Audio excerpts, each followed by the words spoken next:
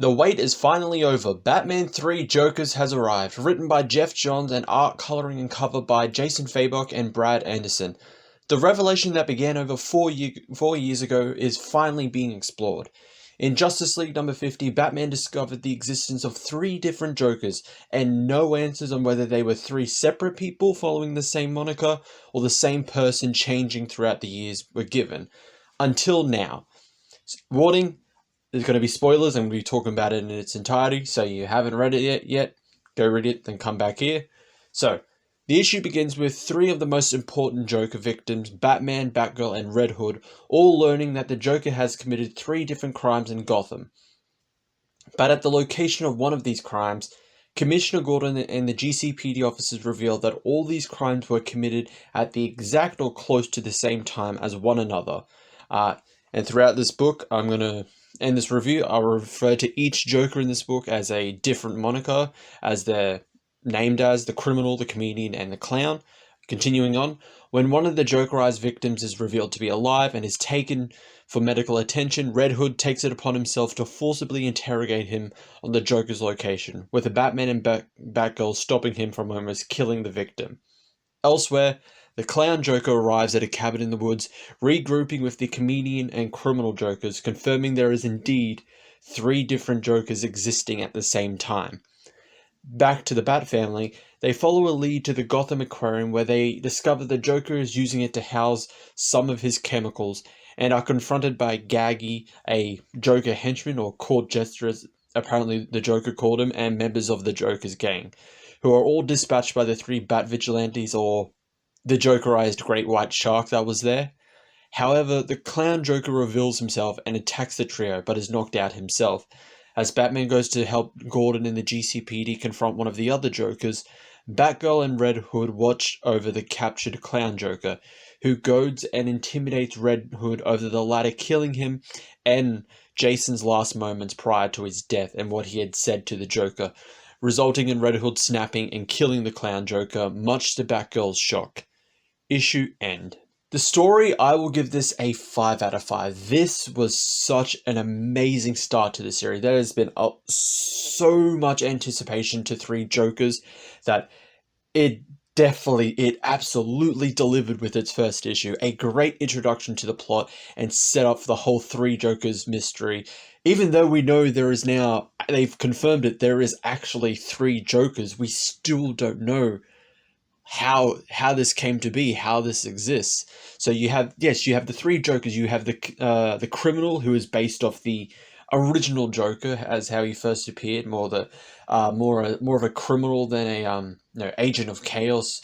Then you have the comedian, who is based off the Killing Joke era Joker, and then you have the clown, which is the more modern interpretation of the Joker. So we've confirmed that these 3 exist all at the same time. They are all working with one another, and this issue sets it up greatly. And the mystery, and to start off the mystery of how these 3 exist together, which obviously the future issues will explore. And then the kind of what happens at the end, the Clown Joker being killed by Jason. It makes sense for that Jason would snap, because that's one of the things Jason would always wanted revenge against the Joker. Batman didn't do, in his eyes, Batman didn't do enough to punish the Joker. All he did was throw him in Arkham Asylum, and it just repeats the cycle again. Joker is thrown into Arkham Asylum by Batman. Joker escapes. Batman captures him again, throws him back into Arkham Asylum. Rinse, repeat.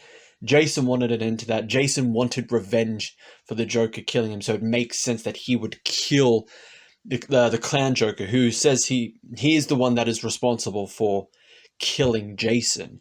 So I think this was portrayed really well, and it was also really good, mystery detective comic as well overall. Something which we don't see a lot with Batman. People kind of forget that he's the world's greatest detective, so you don't get a lot of detective stories. Tomasi has been showing a little bit of that throughout his run. Not kind of a bit with Tinian's, but I think overall with a lot of the Batman stories and runs, they don't show the detective aspect of him, just he's Batman, that's it. So this story did that really, really well, and what it definitely left the impression, and what all issue number 1s should leave, is that it left me wanting more. I want to read more of Batman 3 Jokers. I want to know what the hell is going on. What's going to happen now? Clown Joker is dead. How's Batman going to react to this, to what Jason did? And also Barbara, because it's also hinted Barbara wanted Jason to kill him. As Jason said, you never miss, when she tries to throw a batarang at Jason's gun, hinting that she wanted this to happen. There's a part of her that wanted the Joker to die. So we'll see in the ramifications what happens with that. So can't wait for issue number 2. The art and the coloring, I will give a 5 out of 5. Fabok and Anderson's art and coloring is absolutely amazing together. Some of the best artwork and coloring in the comic book industry today. Every page, every panel was drawn beautifully and really captures the atmosphere and setting of this comic. It's just done incredibly well. And same with the cover. I will give that a 5 out of 5 as well. Art and coloring of that is just as amazing as the art and coloring in the interiors. What you get on the cover is what you're going to get inside. It does not disappoint. I don't do this very often, but this is probably the first issue I gave a perfect 5 out of 5 for everything. And this is a comic I absolutely recommend if you haven't picked it up already. I know Batman is a really overused character. Everything Batman. But I think this is a story you don't want to miss out on. Like I said, it's been 4 years in the making, building up to this. We only had two